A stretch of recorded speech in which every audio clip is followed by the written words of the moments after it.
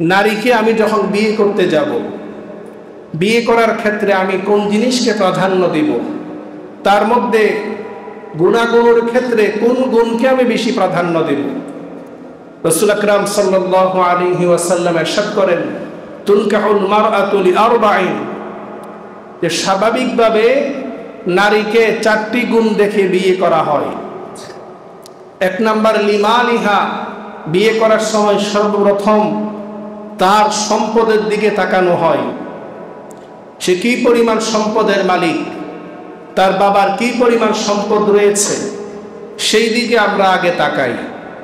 ওয়ালি জামালিহা, নারীর সৌন্দর্যের দিকে তাকাই, সেই নারী দেখতে কেমন, তার সৌন্দর্যের দিকে সবচেয়ে বেশি আমরা গুরুত্ব দিই। ওয়ালি হাসাবিহা, 3 নাম্বার রাসূল বলেন সেই নারীর বংশমর্যাদার দিকে আমরা গুরুত্ব দিই। 4 নাম্বার রাসূল বলেন ওয়ালি দীনিহা, 4 নম্বরে যেটাকে গুরুত্ব দেওয়া হয় ওই নারী দিনদার কিনা সেটার ব্যাপারে আমরা গুরুত্ব দিয়ে থাকি। এই 4টির মধ্যে যে ব্যক্তি সবচাইতে বেশি গুরুত্ব দিবে দিনদারির ক্ষেত্রে, ফাসফার লিজাতিদ দ্বীন, ওই ব্যক্তি সফল, ওই ব্যক্তি কামিয়াব। আর যে ব্যক্তি দিনদারিকে গুরুত্ব না দিয়ে নারীর সম্পদ দেখলো, সৌন্দর্য দেখলো, বংশমর্যাদা দেখলো, কিন্তু দিনদারি তার মধ্যে আছে কিনা, তার মধ্যে ঈমান আছে কিনা, তার মধ্যে ইসলাম আছে কিনা সেটাকে গুরুত্ব দিল না, শুধু সৌন্দর্য আর অর্থ দেখে তাকে বিয়ে করে ফেললো, তারিবাত ইয়াদাক, সে নিজেকে নিজে ধ্বংস করে দিল। এই জন্য আমরা যারা যুবকরা এখনো বিয়ে করিনি, আমরা যারা অভিভাবকরা সন্তানদেরকে বিয়ে করাবো, সব কিছু দেখেন সমস্যা নেই, কিন্তু সবচাইতে বেশি যেটাকে গুরুত্ব আমরা দেব সেটা হলো মেয়ের মধ্যে দিনদারি আছে কিনা। মেয়ে 5 ওয়াক্ত নামাজ পড়ে কিনা আপনি খবর নেন। মেয়ে বাস্তবিক পক্ষে সে পর্দা মেনটেন করে কিনা, পর্দার মতো ফরজ বিধান সে মেনে চলে কিনা। মেয়ে বিশুদ্ধভাবে কোরআন তেলাওয়াত করতে পারে কিনা। মেয়ে কোনো অন্যায় কাজের সাথে, গুনাহের কাজের সাথে, অবৈধ কোনো প্রেম ভালোবাসার সাথে, সম্পর্কের সাথে আছে কিনা, সেই বিষয়ে আগে আমরা গুরুত্ব দিব। মেয়ের মা সে দিনদার কিনা, কারণ মা যদি দিনদার হয়, মা যদি ভালো হয়, সেটার প্রভাব মেয়ের উপরও পড়ে। এই জন্য বিয়ে শাদীর ক্ষেত্রে আমরা যদি দিনদারিতাকে বেশি প্রাধান্য দিই, তাহলে ওই নারী আমার ঘরের মধ্যে আসলে আমার ঘরটা জান্নাতের বাগান হয়ে যাবে। রাসূল আকরাম সাল্লাল্লাহু আলাইহি ওয়াসাল্লাম বিয়ে করার সময় আরেকটি বিষয় খেয়াল করতে বলেছেন। রাসূল আকরাম সাল্লাল্লাহু আলাইহি ওয়াসাল্লাম ইরশাদ করেন, তাযাওয়াজুল ওয়াদুদাল ওয়ালুদা ফাইন্নী মুকাথিরুম বিল উমাম। তোমরা যখন বিয়ে করবে, বিয়ে করার সময় দেখবে ওই মেয়ে, এমন মেয়ে বিয়ে করো যে মেয়ে স্বামীকে বেশি মহাব্বত করে। সুবহানাকা লা ইলমা লানা ইল্লা মা আল্লামতানা ইন্নাকা আনতাল আলিমুল হাকীম। রব্বি জিদনি ইলমা রব্বি ইশরাহ লি সাদরি ওয়া ইয়াসসির লি আমরি واحلل عقدة من لساني يفقهوا قولي. اللهم صل على محمد وأنزله المقعد المقرب عندك يوم القيامة. اللهم صل على محمد وعلى آل محمد كما صليت على إبراهيم وعلى آل إبراهيم إنك حميد مجيد.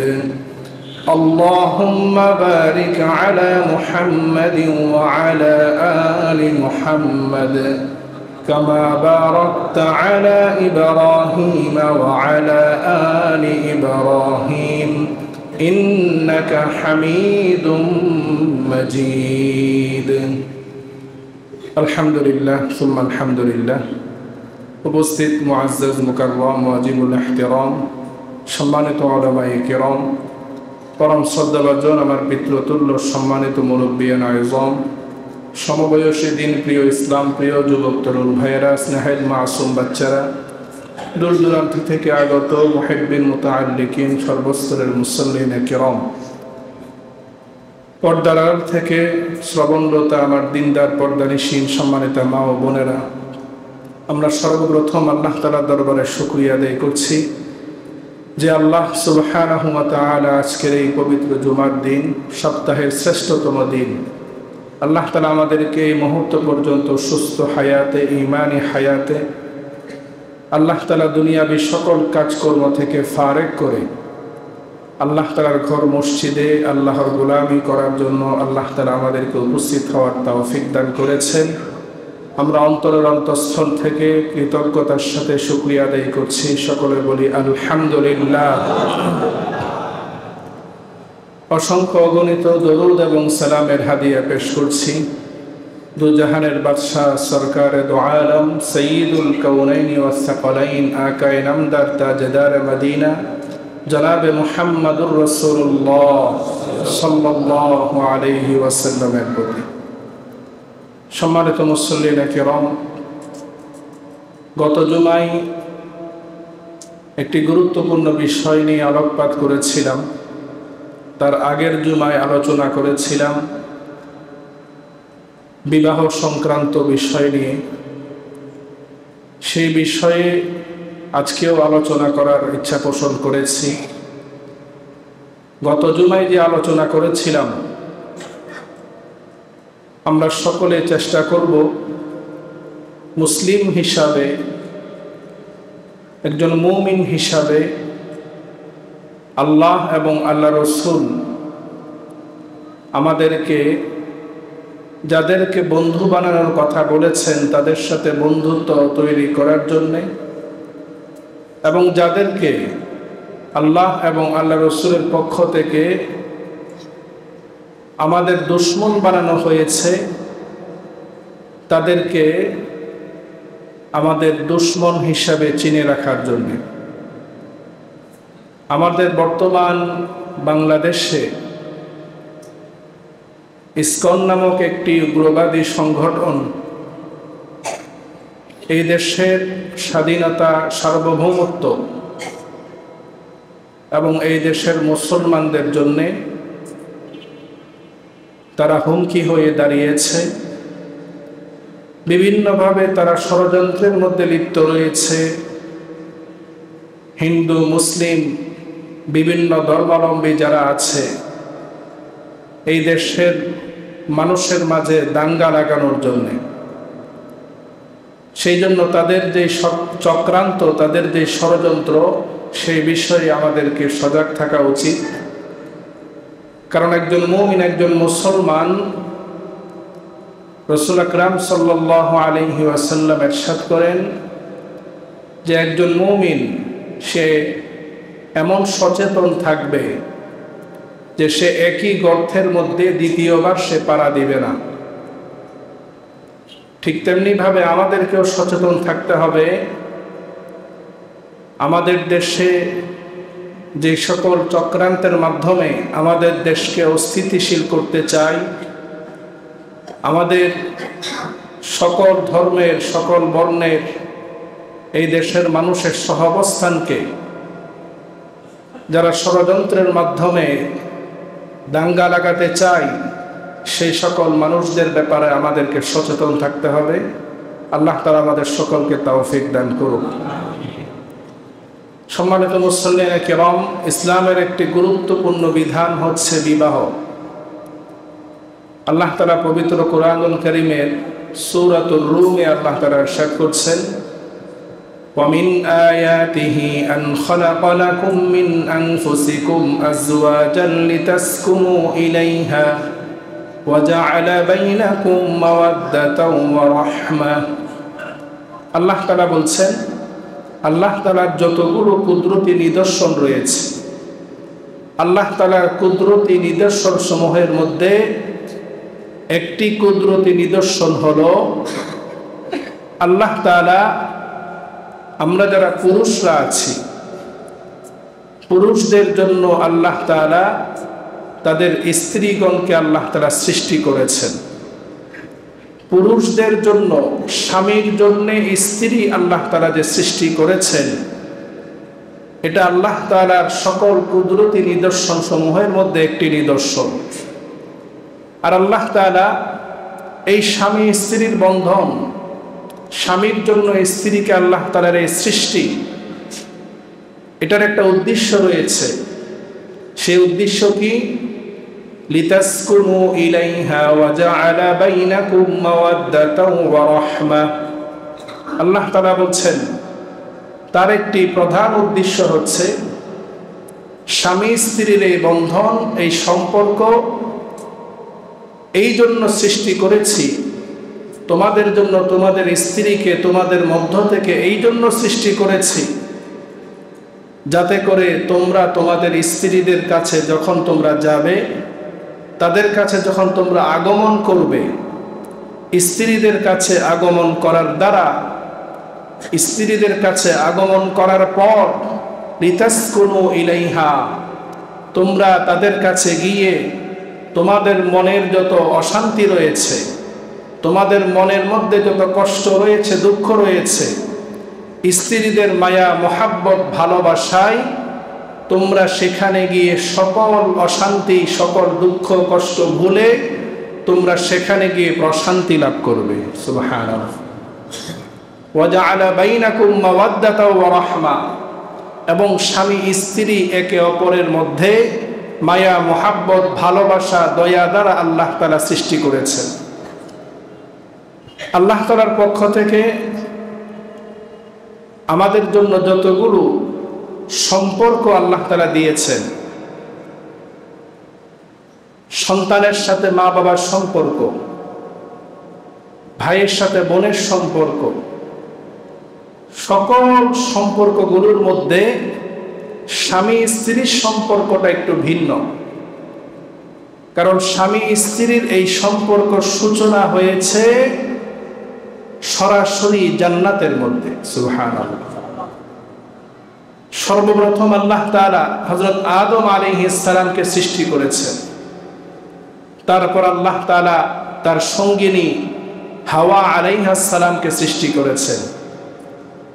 তাদের মধ্যে যে বিবাহ বন্ধন, সেটা সংগঠিত হয়েছে জান্নাতের মধ্যে, আর বিবাহ আল্লাহ তাআলা নিজে স্বয়ং করিয়েছেন। সুবহানাল্লাহ। পৃথিবীতে যত সম্পর্ক তৈরি হয়েছে সবগুলো সম্পর্ক দুনিয়াতে তৈরি হয়েছে, কিন্তু স্বামী স্ত্রীর এই সম্পর্ক, এই বন্ধনটা সরাসরি জান্নাত থেকে সূচনা হয়েছে। আল্লাহ সুবহানাহু ওয়া তাআলা হযরত আদম আলাইহিস সালাম এবং হাওয়া আলাইহিস সালামকে সৃষ্টি করার মাধ্যমে, তাদের এই বিবাহ বন্ধনের মাধ্যমে আল্লাহ তাআলা কিয়ামত পর্যন্ত এই দুনিয়াতে বনি আদমকে আল্লাহ তাআলা পাঠাবেন। এই পবিত্র বন্ধন, পবিত্র সম্পর্ক, এই সম্পর্কের মাধ্যমে আল্লাহ তাআলা দুনিয়াতে যত মানুষ পাঠাবেন, আল্লাহ তাআলা এই বৈধ সম্পর্কের মাধ্যমে আল্লাহ তাআলা পাঠাবেন। দুনিয়াতে যত মানুষ আল্লাহ তাআলা পাঠাচ্ছেন, সরাসরি আসমান থেকে আল্লাহ তাআলা নাজিল করছেন না। স্বামী স্ত্রীর এই বৈধ সম্পর্কের মাধ্যমে আল্লাহ তাআলা একজন নারীর গর্ভে আল্লাহ তাআলা সন্তান দান করছেন। সেই গর্ভের মধ্যে সন্তান 9 মাস পর্যন্ত আস্তে আস্তে, যেই সন্তান এক সময় এক ফোঁটা নাপাক পানি ছিল, সেটা থেকে সে রক্তে পিণ্ড পরিণত হয়, তারপর সেটা আস্তে আস্তে গোস্ত হয়, হাড্ডিতে পরিণত হয়, তার মধ্যে আল্লাহ তাআলা রূহ দান করেন, একটা আকৃতি আল্লাহ তাআলা দান করেন। এভাবে করে আল্লাহ তাআলা পূর্ণ মানুষের আকৃতি দান করে তারপর সময় মতো আল্লাহ তাআলা তাকে দুনিয়াতে নিয়ে আসেন। এই মানুষের দুনিয়াতে আসার, মানুষের এই সৃষ্টির এই মাধ্যম হচ্ছে এই বিবাহ, এই বৈধ সম্পর্ক। রাসূল আকরাম সাল্লাল্লাহু আলাইহি ওয়াসাল্লাম এই বিবাহর গুরুত্ব সম্পর্কে অনেকগুলো হাদিস এসেছে। তার মধ্যে একটি হাদিস রাসূল আকরাম সাল্লাল্লাহু আলাইহি ওয়াসাল্লাম ইরশাদ করেন, ইয়া মা'আশারাশ শাবাব, হে যুবক সম্প্রদায়, আল্লাহ রাসূল বলেন যুবকদেরকে উদ্দেশ্য করে, হে যুবক সম্প্রদায়, মান ইসতাতাআ মিনকুমুল বাআতা ফালিয়াতাযাওয়াজ, তোমাদের মধ্যে যে ব্যক্তি বিয়ে করতে সক্ষম, ফালিয়াতাযাওয়াজ, সে যেন বিয়ে করে ফেলে। বাআতার ব্যাখ্যায় মুহাদ্দিসিনে কেরাম বলেন যে সক্ষমতা দ্বারা উদ্দেশ্য হলো বিয়ে করার জন্য তার শারীরিক সক্ষমতা থাকতে হবে এবং অর্থনৈতিক সক্ষমতা থাকতে হবে। অর্থনৈতিক সক্ষমতা মানে স্ত্রীকে মোহর দেওয়ার মতো তার সেই সক্ষমতা থাকতে হবে, স্ত্রীকে খাবার দেওয়ার মতো তার সক্ষমতা থাকতে হবে, স্ত্রীকে পরিধান করানোর মতো তার সেই সক্ষমতা থাকতে হবে, কাপড় পরিধান করানোর মতো সক্ষমতা থাকতে হবে, স্ত্রীকে রাখার মতো বাসস্থান দেওয়ার মতো সক্ষমতা থাকতে হবে। এই চারটি সক্ষমতা, মোহর দেওয়ার সক্ষমতা, খাবার দেওয়ার সক্ষমতা, বস্ত্র পরিধান করানোর সক্ষমতা এবং তাকে রাখার মতো বাসস্থান দেওয়ার সক্ষমতা এবং শারীরিকভাবে স্ত্রীর হক আদায় করার সক্ষমতা, এই সক্ষমতা যেই সকল যুব সমাজের রয়েছে, যুবক সম্প্রদায়ের রয়েছে, তাদেরকে উদ্দেশ্য করে রাসূল আকরাম সাল্লাল্লাহু আলাইহি ওয়াসাল্লাম আদেশ দিচ্ছেন ফালিয়াতাযাওয়াজ, তারা যেন বিয়ে করে ফেলে। রাসূল আকরাম সাল্লাল্লাহু আলাইহি ওয়াসাল্লাম যাদের মধ্যে এই সক্ষমতা রয়েছে তাদেরকে আল্লাহ রাসূল বিয়ের আদেশ দিয়েছে। আর যেই ব্যক্তি আল্লাহ রাসূলের এই আদেশ পালন করে যে ব্যক্তি বিয়ে করবে, এই বিয়ের মাধ্যমে তার দুটি উপকার হবে। এক নাম্বার রাসূল বলেন ফাইন্নাহু আগাদ্দু লিল বাসর, যে যুবক, যে ব্যক্তি, যে পুরুষ বিয়ে করলো, বিয়ে করার দ্বারা সে নিজের চোখকে হেফাজত করতে পারবে, চোখের জিনা থেকে সে বাঁচতে পারবে। সুবহানাল্লাহ। ওয়া আহসানু লিল ফারাজ, যে ব্যক্তি বিয়ে করলো, বিয়ের দ্বারা সে তার নিজের লজ্জাস্থানকে হেফাজত করতে পারবে, লজ্জাস্থানের জিনা থেকে, পরনারীর সাথে জিনা থেকে সে নিজেকে বাঁচাতে পারবে। বিয়ের মাধ্যমে চোখের জিনা থেকে সে নিজেকে বাঁচাতে পারবে, বিয়ের মাধ্যমে তার লজ্জাস্থানকে সে হেফাজত করতে পারবে। তারপর রাসূল বলেন যে ব্যক্তির সক্ষমতা নেই, অর্থনৈতিক সক্ষমতা নেই বা দৈহিক সক্ষমতা নেই, তার উপর দায়িত্ব হলো রোজা রাখা। যে ব্যক্তি সক্ষমতা শারীরিকভাবে অথবা অর্থনৈতিকভাবে, শারীরিক সক্ষমতা আছে কিন্তু অর্থনৈতিকভাবে স্ত্রীর ভরণ পোষণ দেওয়ার মতো যার সক্ষমতা নেই, তার দায়িত্ব হলো নফল রোজা রাখো। নফল রোজা রাখার দ্বারা উপকার কি? ফাইন্নাহু লাহু উইজাউন, রোজা রাখার দ্বারা তার ভিতরে যে শাহওয়াত আছে, উত্তেজনা রয়েছে, এই রোজার মাধ্যমে সেটা দুর্বল হয়ে যাবে। সে শাহওয়াতের কারণে সে যে গুনাহের মধ্যে লিপ্ত হওয়ার প্রবল আশঙ্কা আছে, রোজার মাধ্যমে সে গুনাহ থেকে বাঁচতে পারবে। রাসূল আকরাম সাল্লাল্লাহু আলাইহি ওয়াসাল্লাম নারী এবং পুরুষ উভয়ের জন্য তার নিজের সঙ্গী, নিজের সঙ্গিনী নির্বাচন করার জন্য কিছু উপদেশ দিয়েছেন, কিছু নসিহত দিয়েছেন, কিছু দিক নির্দেশনা দিয়েছেন। একজন নারীকে আমি যখন বিয়ে করতে যাব, বিয়ে করার ক্ষেত্রে আমি কোন জিনিসকে প্রাধান্য দিব, তার মধ্যে গুণাগুণের ক্ষেত্রে কোন গুণকে আমি বেশি প্রাধান্য দেব। রাসূল আকরাম সাল্লাল্লাহু আলাইহি ওয়াসাল্লাম ইরশাদ করেন তুনকাহুল মারআতু লিআরবাইন, যে স্বাভাবিকভাবে নারীকে চারটি গুণ দেখে বিয়ে করা হয়। এক নাম্বার লিমালিহা, বিয়ে করার সময় সর্বপ্রথম তার সম্পদের দিকে তাকানো হয়। সে কি পরিমাণ সম্পদের মালিক, তার বাবার কি পরিমাণ সম্পদ রয়েছে, সেই দিকে আমরা আগে তাকাই। ওয়ালি জামালিহা, নারীর সৌন্দর্যের দিকে তাকাই। সেই নারী দেখতে কেমন, তার সৌন্দর্যের দিকে সবচেয়ে বেশি আমরা গুরুত্ব দিই। ওয়ালি হাসাবিহা, 3 নাম্বার রাসূল বলেন সেই নারীর বংশমর্যাদার দিকে আমরা গুরুত্ব দিই। 4 নাম্বার রাসূল বলেন ওয়ালি দীনিহা, 4 নম্বরে যেটাকে গুরুত্ব দেওয়া হয় ওই নারী দিনদার কিনা সেটার ব্যাপারে আমরা গুরুত্ব দিয়ে থাকি। এই 4টির মধ্যে যে ব্যক্তি সবচাইতে বেশি গুরুত্ব দিবে দিনদারির ক্ষেত্রে, ফাসফার লিজাতিদ দ্বীন, ওই ব্যক্তি সফল, ওই ব্যক্তি কামিয়াব। আর যে ব্যক্তি দিনদারিকে গুরুত্ব না দিয়ে নারীর সম্পদ দেখলো, সৌন্দর্য দেখলো, বংশমর্যাদা দেখলো, কিন্তু দিনদারি তার মধ্যে আছে কিনা, তার মধ্যে ঈমান আছে কিনা, তার মধ্যে ইসলাম আছে কিনা সেটাকে গুরুত্ব দিল না, শুধু সৌন্দর্য আর অর্থ দেখে তাকে বিয়ে করে ফেললো, তারিবাত ইয়াদাক, সে নিজেকে নিজে ধ্বংস করে দিল। এই জন্য আমরা যারা যুবকরা এখনো বিয়ে করিনি, আমরা যারা অভিভাবকরা সন্তানদেরকে বিয়ে করাবো, সব কিছু দেখেন সমস্যা নেই, কিন্তু সবচাইতে বেশি যেটাকে গুরুত্ব আমরা দেব সেটা হলো মেয়ের মধ্যে দিনদারি আছে কিনা।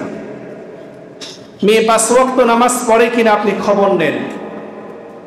মেয়ে বাস্তবিক পক্ষে সে পর্দা মেনটেন করে কিনা, পর্দার মতো ফরজ বিধান সে মেনে চলে কিনা। মেয়ে বিশুদ্ধভাবে কোরআন তেলাওয়াত করতে পারে কিনা। মেয়ে কোনো অন্যায় কাজের সাথে, গুনাহের কাজের সাথে, অবৈধ কোনো প্রেম ভালোবাসার সাথে, সম্পর্কের সাথে আছে কিনা, সেই বিষয়ে আগে আমরা গুরুত্ব দিব। মেয়ের মা সে দিনদার কিনা, কারণ মা যদি দিনদার হয়, মা যদি ভালো হয়, সেটার প্রভাব মেয়ের উপরও পড়ে। এই জন্য বিয়ে শাদীর ক্ষেত্রে আমরা যদি দিনদারিতাকে বেশি প্রাধান্য দিই, তাহলে ওই নারী আমার ঘরের মধ্যে আসলে আমার ঘরটা জান্নাতের বাগান হয়ে যাবে। রাসূল আকরাম সাল্লাল্লাহু আলাইহি ওয়াসাল্লাম বিয়ে করার সময় আরেকটি বিষয় খেয়াল করতে বলেছেন। রাসূল আকরাম সাল্লাল্লাহু আলাইহি ওয়াসাল্লাম ইরশাদ করেন, তাযাওয়াজুল ওয়াদুদাল ওয়ালুদা ফাইন্নী মুকাথিরুম বিল উমাম। তোমরা যখন বিয়ে করবে, বিয়ে করার সময় দেখবে ওই মেয়ে, এমন মেয়ে বিয়ে করো যে মেয়ে স্বামীকে বেশি মহাব্বত করে, স্বামীর প্রতি যার ভালোবাসা বেশি থাকবে, এবং যেই মেয়ে অধিক পরিমাণ সন্তান জন্ম দিতে পারে এমন মেয়েকে তোমরা বিয়ে করো। অধিক পরিমাণ সন্তান জন্ম দেওয়ার যোগ্যতা তার মধ্যে আছে কি নাই সেটা তো আমরা আগ থেকে বুঝতে পারবো না, তবে তার মা এবং তার ফুফু, খালা, আত্মীয় স্বজন যারা আছে তাদের দিকে যদি আমরা খোঁজ খবর নিই যে তারা কিরকম সন্তান জন্ম দিয়েছেন, কি পরিমাণ সন্তান জন্ম দিয়েছেন, তাহলে সেখান থেকে আইডিয়া করা যাবে এই মেয়েও সন্তান বেশি জন্ম দিতে পারবে। আল্লাহ রাসূল বলেন, ফাইন্নী মুকাসিরুম বিল উমাম, কিয়ামতের ময়দানে আমার অধিক সংখ্যক উম্মত নিয়ে আমি গর্ববোধ করব। সুবহানাল্লাহ।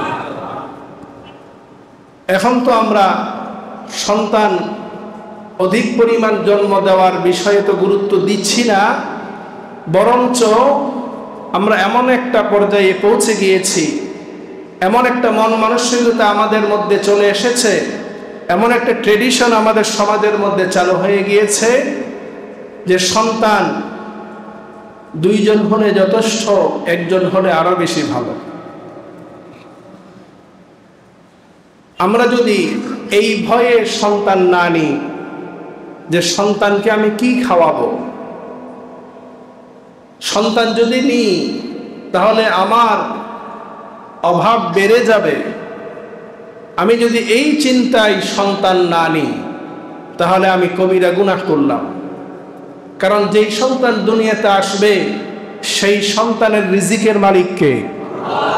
সুতরাং আমার যদি আস্থা, আমার যদি ঈমান যদি আল্লাহর প্রতি না থাকে যে আমার সন্তান দুনিয়াতে আসবে, তার রিজিকের ফয়সালাও আল্লাহ করবে, তাহলে তো আমি আল্লাহর প্রতি পরিপূর্ণ আস্থা রাখতে পারলাম না। কিছু কিছু ক্ষেত্রে শরীয়তের মধ্যে ওজর দেওয়া হয়েছে। অনেক সময় দেখা যায় আমাদের কিছু ওজর রয়েছে যে ওজরের কারণে অনেক সময় সাময়িকভাবে বিরতি গ্রহণ করে থাকে। যেমন এক সন্তান এখনো দুধের ওই অবস্থায় আরেক সন্তান যদি নেওয়া হয়, তখন দেখা যাবে মার পক্ষে একই সাথে দুই ছোট বাচ্চা লালন পালন করা কষ্ট হয়ে যাবে। উভয়জনকেই দুধ খাওয়াতে গেলে উভয়জনের হক আদায় হবে না। মা শারীরিকভাবে দুর্বল, এই দিক বিবেচনা করে আপনি যদি সন্তান নিতে বিরত থাকেন, তাহলে এই ক্ষেত্রে শরীয়ত আপনাকে সুযোগ দিয়েছে। কিন্তু আপনার যদি ওই চিন্তা থাকে যে এই সন্তান দুনিয়াতে আসলে আমি তাকে কি খাওয়াবো, কি পড়াবো, এই চিন্তা থেকে যদি আপনি তাকে সন্তান নেওয়া থেকে বিরত থাকেন, তাহলে আপনি হারাম কাজের সাথে রয়েছে। অনেক সময় দেখা যায় সন্তান দুনিয়াতে আসার পর আমরা নষ্ট করে ফেলি। সন্তান দুনিয়াতে আসার পর যেই সকল ওজনের কারণে সন্তান না নেওয়ার বিষয়ে মুফতিয়ানে কেরাম অনুমতি আছে বলেছেন, ওই সকল ওজন পাওয়ার পর ওই সন্তান যদি মার গর্ভের মধ্যে 40 দিনের কম থাকে, তার সময় যদি 40 দিনের কম অতিবাহিত হয়, ওজন যদি পাওয়া যায়, তাহলে ওই সন্তানকে আপনি নষ্ট করতে পারবেন। কিন্তু 40 দিনের পর ওজন থাকলেও সেই সন্তানকে নষ্ট করা জায়েজ হবে না।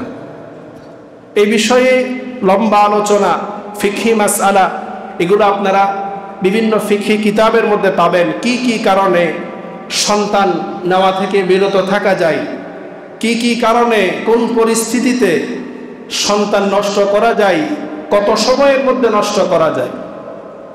মুহতারাম হাজিরিন, যে হাদিস বললাম যে রাসূল আকরাম সাল্লাল্লাহু আলাইহি ওয়াসাল্লাম বিয়ের ক্ষেত্রে ওই মেয়েকে বিয়ে করতে বলেছেন যেই মেয়ে সন্তান বেশি জন্ম দিতে পারে। কারণ আল্লাহ রাসূল বলেন, কিয়ামতের ময়দানে আমি অধিক সংখ্যক উম্মত নিয়ে আমি সকল আম্বিয়া কেরামের উম্মতের উপর গর্ববোধ করব। এই জন্য সন্তান একটি দুটি এটার মধ্যে সীমাবদ্ধ থাকব, এই মন মানসিকতা থেকে আমাদেরকে বের হয়ে আসতে হবে। কারণ সন্তান দেওয়ার মালিক কে? ওই সন্তানের রিজিকের মালিক কে? আজকে আপনি সন্তান নিচ্ছেন না, অথচ আপনার পাশে আপনার সমাজে কত মানুষ এমন আছে যারা সন্তান নেওয়ার জন্য হাজারো চেষ্টা করছে। দেশে বিদেশে কত ডাক্তার, কত চিকিৎসা, কত পরীক্ষা নিরীক্ষা করাচ্ছে একটি সন্তান পাওয়ার জন্যে, কিন্তু তারা সন্তান পাচ্ছে না। আল্লাহ তাআলা কোরআনে বলেছেন স্পষ্ট, ইয়াখলুকু মা ইয়াশা ইয়াহাবু লিমান ইয়াশাউ ইনাসা ওয়া ইয়াহাবু লিমান ইয়াশাউ যুকুর আও ইউযাওবিজুহুম যুকরানা ওয়া ইনাসা ওয়া ইয়াজআলু মান ইয়াশাউ আকিমা। যাকে ইচ্ছা আল্লাহ তাআলা সৃষ্টি করেন, যাকে ইচ্ছা আল্লাহ তাআলা কন্যা সন্তান দেন, যাকে ইচ্ছা আল্লাহ তাআলা পুত্র সন্তান দেন, যাকে ইচ্ছা আল্লাহ তাআলা পুত্র এবং কন্যা উভয় সন্তান দান করেন, যাকে ইচ্ছা আল্লাহ তাআলা সন্তান দেওয়া থেকে বিরত থাকেন। সব আল্লাহ তাআলার হুকুম। এই জন্য আল্লাহ তাআলার এই ফয়সালার উপর অসন্তুষ্ট হওয়া যাবে না। আমার যদি কোনো ওজন না থাকে, শরীয়ত কর্তৃক সন্তান নেওয়ার ক্ষেত্রে যদি কোনো ওজন না থাকে, তাহলে সন্তান নেওয়া থেকে আমরা বিরত থাকব না। আল্লাহ তাআলা আমাদের সকলকে বুঝার তৌফিক দান করুন। মুহতারাম হাজিরিন, এই গেল একজন নারীকে বিয়ে করার ক্ষেত্রে তার কি গুণাগুণ আছে সেই বিষয়ে আমরা এই দিকগুলো বিবেচনা করব। সবচাইতে বেশি গুরুত্ব দিব ওই মেয়ে দিনদার কিনা, তার দিনদারির ক্ষেত্রে সবচাইতে বেশি গুরুত্ব দিব। 2 নাম্বার, ঠিক তেমনি ভাবে আল্লাহ রাসূল আমাদেরকে এটাও শিখিয়েছেন যে নারী, আমি যখন আমার কন্যাকে বিয়ে দেব, বোনকে বিয়ে দেব, আমি যখন একজন পাত্রকে বাছাই করব, ওই পাত্রের ক্ষেত্রে আমি কি যোগ্যতা দেখব। আমরা তো সর্বপ্রথম জিজ্ঞেস করি ওই পাত্রের বাড়ি কয়টা আছে, ওই পাত্র বিসিএস ক্যাডার কিনা, সে আর্মিতে আছে নাকি ব্যাংকের বড় অফিসার, নাকি খাতুনগঞ্জের বড় ব্যবসায়ী, ডাক্তার, ইঞ্জিনিয়ার, এগুলোকে আমরা সবার আগে বাছাই করি। যদি এই ক্যাটাগরিগুলো থাকে তাহলে হ্যাঁ।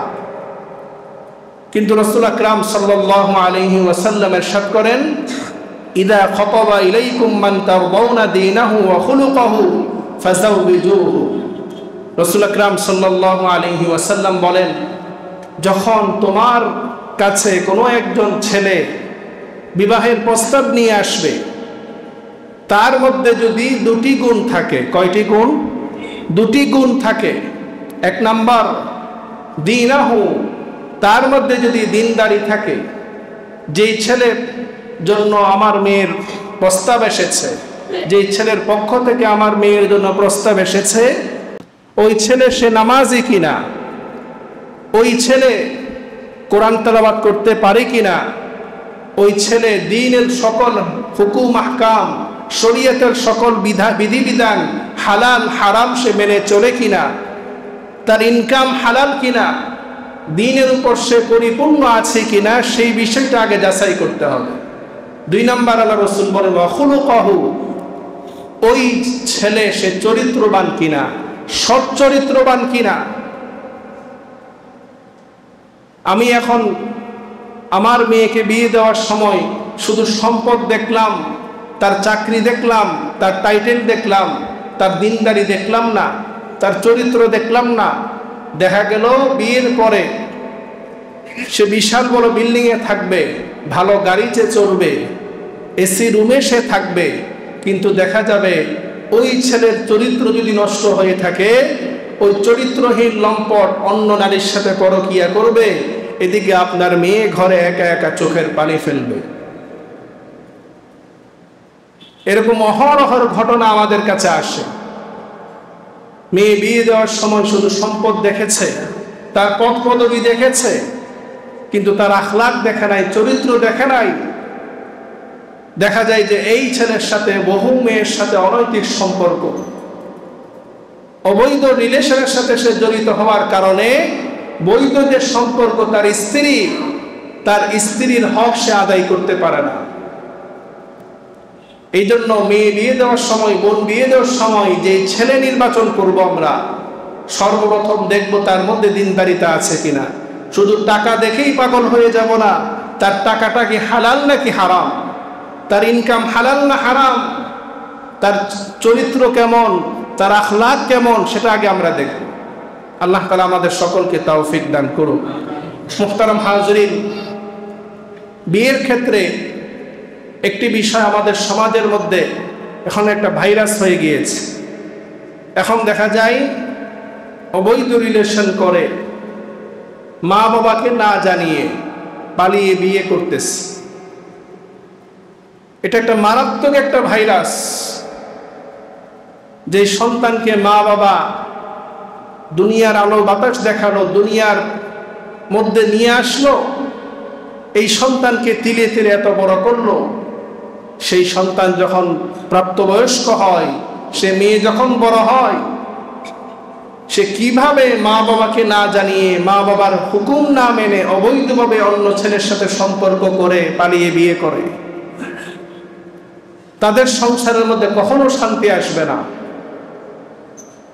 বিশেষ করে যারা মেয়েদের ক্ষেত্রে হাদিসের মধ্যে এসেছে, যেই মেয়ে ওয়ালিবিহীন, অভিভাবকবিহীন বিয়ে করবে, তার বিয়ে হবে না। যদিও বা এই বিষয়ে ইমামদের মধ্যে ইখতিলাফ রয়েছে। আমাদের হানাফি মাযহাবের মধ্যে বৈধতার কথা বলা হয়েছে,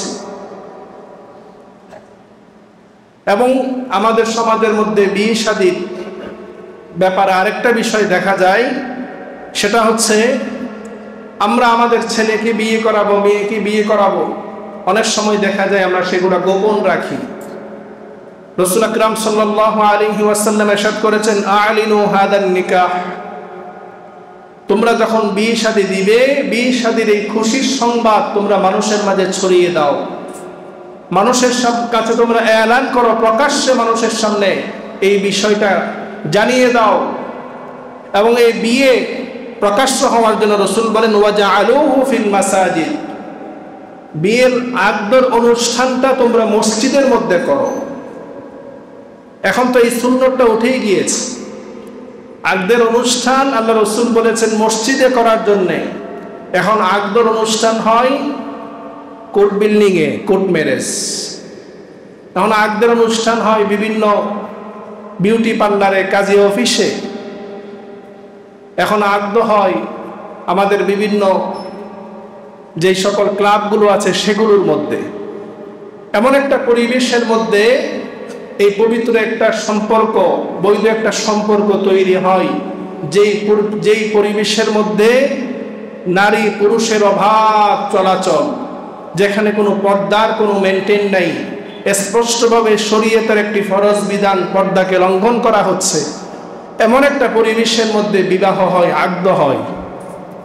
ওই পরিবেশের মধ্যে যদি আপনি বিবাহ দেন আপনার মেয়েকে, আপনার ছেলেকে, যেই পরিবেশের মধ্যে আল্লাহর রহমত নেই, তাহলে তাদের দাম্পত্য জীবনটা কিভাবে সুখকর হবে?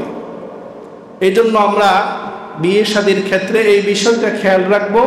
মসজিদের মধ্যে আকদ হবে এবং সেটা সমাজের মধ্যে এলান করে হবে। আল্লাহ তাআলা আমাদের সকলকে বুঝার তৌফিক দান করুন। আরেকটি বিষয় হচ্ছে,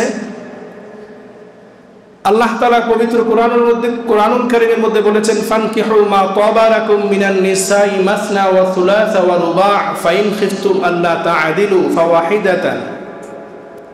আল্লাহ তাআলা কোরআনে ইরশাদ করেছেন ফানকিহু, আল্লাহ তাআলার আদেশ তোমরা বিয়ে করো।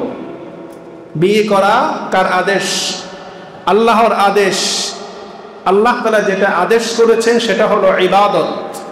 আল্লাহ তাআলা যেমনিভাবে নামাজ পড়ার আদেশ করেছেন, নামাজ যেমনিভাবে ইবাদত, হজ করার আদেশ করেছেন, হজ যেমনিভাবে ইবাদত, রোজা রাখার আদেশ করেছেন, রোজা যেমনিভাবে ইবাদত, ঠিক তেমনিভাবে বিবাহ এটাও কি ইবাদত।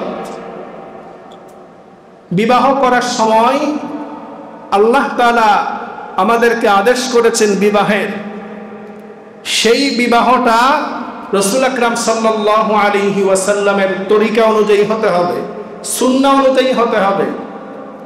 আজকে আমাদের বিয়ে শাদীর মধ্যে রাসূলের সুন্নাহ নেই। বিয়ে যে একটা ইবাদত, সেটাকে আমরা ইবাদতে মনে করি না। আজকে বিবাহ এটা একটা সুন্নাহ, এটা একটা ইবাদত। সেই সুন্নাহকে, সেই ইবাদতকে আমরা গুনাহের বাজার বানিয়ে ফেলেছি। সর্বপ্রথম এই বিবাহকে কেন্দ্র করে বিভিন্ন প্রকারের অপচয় শুরু হয়ে যায়। মেহেদি অনুষ্ঠানের নামে অপচয়, যেটা সম্পূর্ণভাবে বিধর্মীদের একটি সংস্কৃতি, যেটার সাথে ইসলামের কোনো সম্পর্ক নেই।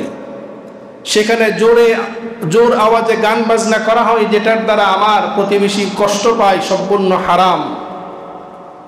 বিয়ে শাদীকে কেন্দ্র করে যৌতুক চাপিয়ে দেওয়া হয়। ইসলামের মধ্যে যৌতুক হারাম, ইসলামের মধ্যে যৌতুক হারাম, কিন্তু যেটা মেয়ের অধিকার, মেয়ের যেটা কাবিন, সেটা আমরা আদায় করছি না।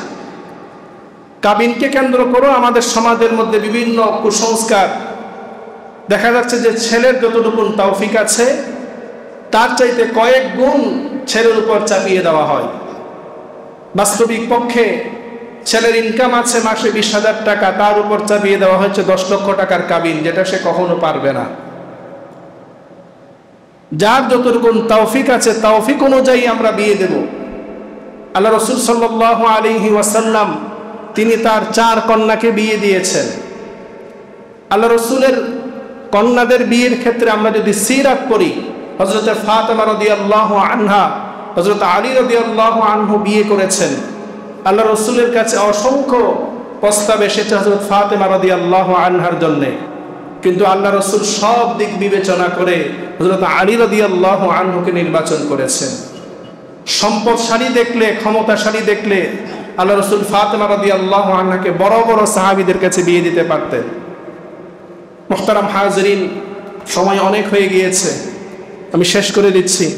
রাসূল আকরাম সাল্লাল্লাহু আলাইহি ওয়াসাল্লামের এই সুন্নাহ, এই সুন্নাহকে আমরা যেন গুনাহ না বানাই।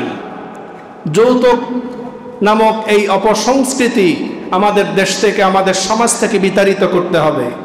আমরা রাষ্ট্রীয়ভাবে আমরা এই দাবি জানাই রাষ্ট্রের কাছে যে আমাদের রাষ্ট্রের মধ্যে এমন একটা আইন হওয়া দরকার, যেই বিয়ের মধ্যে যৌতুক থাকবে, যৌতুক দাবি করবে, ওই যৌতুক চানেওয়ালা ওই স্বামী এবং স্বামীর বাবাকে অবশ্যই অবশ্যই রাষ্ট্রীয়ভাবে তার শাস্তির ব্যবস্থা করতে হবে।